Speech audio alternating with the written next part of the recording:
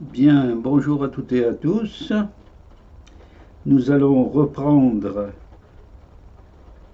Jean d'Ormesson au sujet de son livre Au plaisir de Dieu. Nous en sommes arrivés à la dernière vidéo où le cousin Philippe se rendait à Nuremberg pour assister aux grandes messes d'Hitler et en revenait bouleversé, admiratif, chamboulé complètement. Et bien dans cette présente vidéo, nous allons voir la suite, c'est-à-dire l'arrivée des Allemands en France. Et vous allez voir que pour les d'Ormesson, ça se corse. Voici Jean d'Ormesson, toujours pareil, semblable à lui-même, courtois, voltairien, admirable. Voilà. Alors, le titre d'origine du chapitre est La lettre de Charles Quint.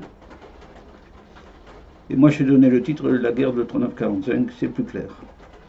Titre principal en jaune, les Allemands. Titre secondaire en rose, le prélude. Un membre de la famille, Anne-Marie, une jeune femme. Anne-Marie ne frappait pas. Elle ouvrait la porte et criait.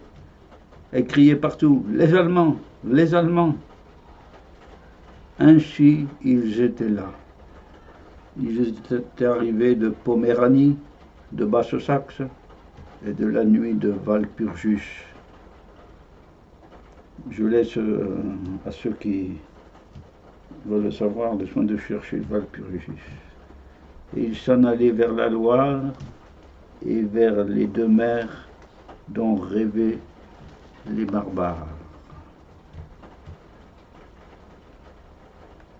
Je rangeais vaguement mon uniforme fripé, c'est Jean d'Ormesson là qui écrit, et je me précipite au salon où attendait mon grand-père. Il me prit par les épaules et me serra contre lui. Il faut rappeler qu'il a atteint les 90 ans, hein, le grand-père. Quelques secondes plus tard, le colonel von Witzleben pénétrait dans la pièce où Henri IV, disait-on, faisait la cour à une de mes aïeules qui était très belle et qui s'appelait Catherine, amante du roi. Ce château est peuplé des souvenirs de hautes personnalités de l'Ancien Régime. Henri IV, là, le roi de Pau.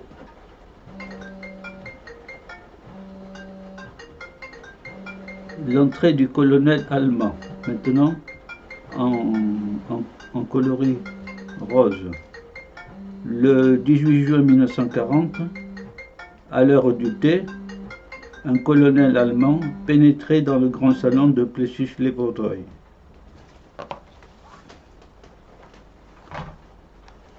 Mon grand-père l'attendait debout, très pâle. Très pâle. C'était la deuxième fois que les Prussiens occupaient le château. En 1815, après Waterloo, la chute de Napoléon, nous avions reçu les Russes. C'est vrai que Napoléon, évidemment, après le désastre russe, forcément, les Russes faisaient leur entrée à Paris et forcément dans toute la France. Donc, les d'Ormesson avaient déjà reçu les Russes. En janvier 1871, la guerre franco-prussienne, mon grand-père, âgé de 14 ans, voit arriver les Uhlans, c'est-à-dire les Prussiens. Je le soupçonnais d'imiter dans ses gestes, dans sa raideur, dans son salut mesuré, l'attitude de son grand-père en 1871. Oui, le jeune grand-père de 14 ans était à côté de son grand-père à lui, qui avait dû accueillir les Uhlans avec grande réserve.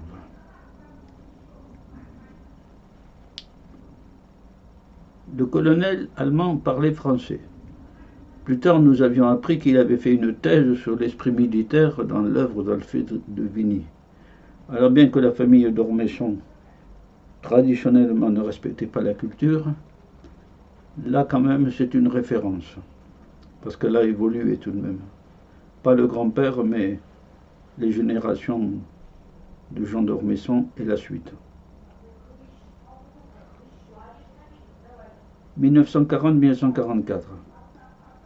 L'image que je conserve de Plessis-les-Vaudreuil à l'époque de la guerre, ce sont les chars, les camions, les énormes motocyclettes dans la cour du château et qui font trembler les vitres du château. Oui, évidemment, c'est un paysage peu réjouissant.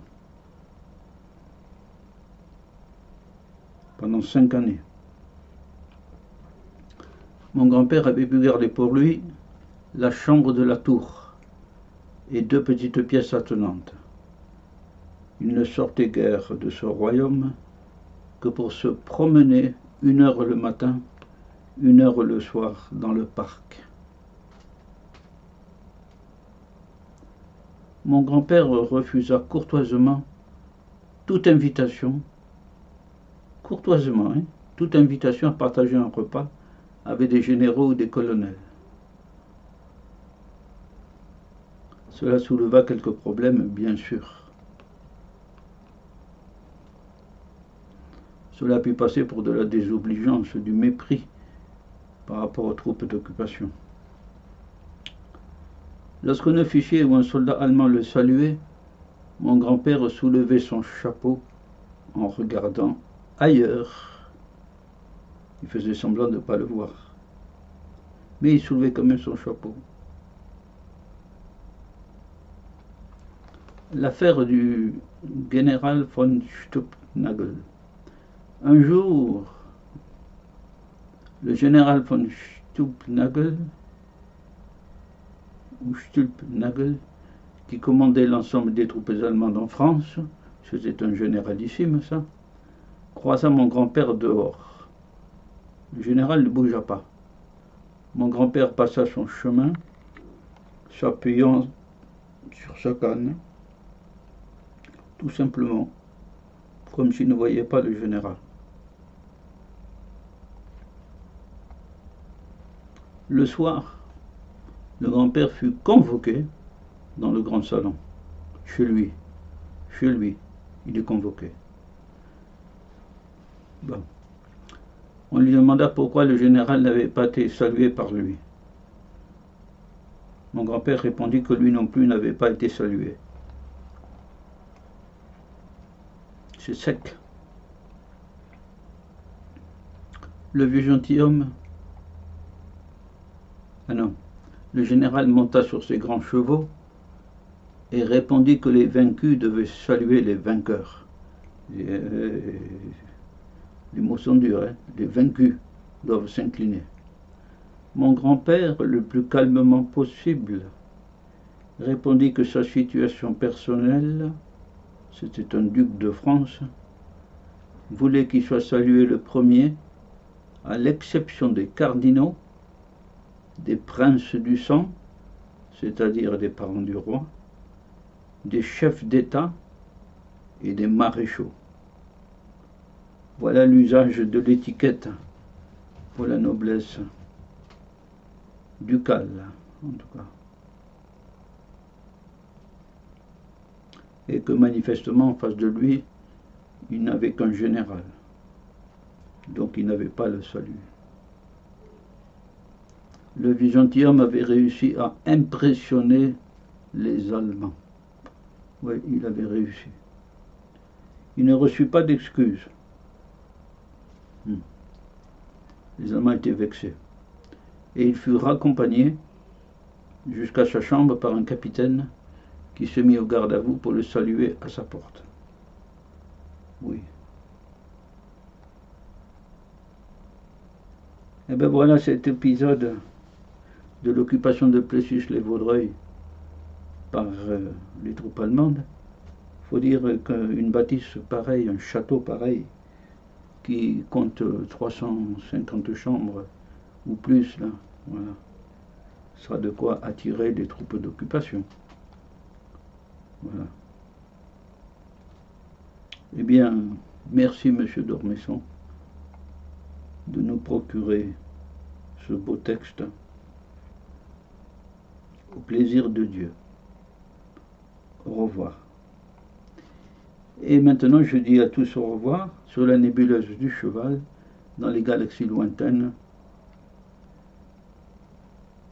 auxquelles, d'après Hubert Reeves, nous appartenons. Car il y a 14 milliards d'années, on était déjà là, en atome. Voilà. Voir Hubert Reeves, notre grand astrophysicien qui vient de mourir il n'y a pas longtemps, et dont j'ai lu un livre. Voilà. Au revoir à tous et à toutes. Au revoir.